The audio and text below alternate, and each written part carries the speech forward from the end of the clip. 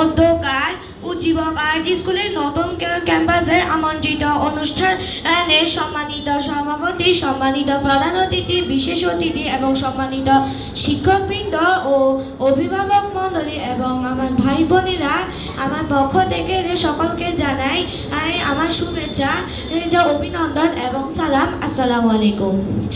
আজ উজ্জীবক আর্ট স্কুলের নতুন ক্যাম্পাসে শুভ উদ্বোধন অনুষ্ঠান হচ্ছে।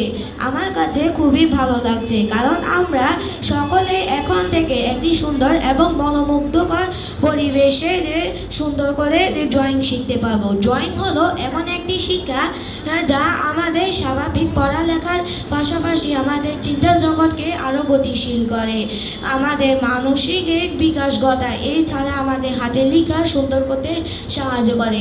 ড্রয়িংয়ের মাধ্যমে আমরা প্রকৃতিকে তুলে ধরতে পারি।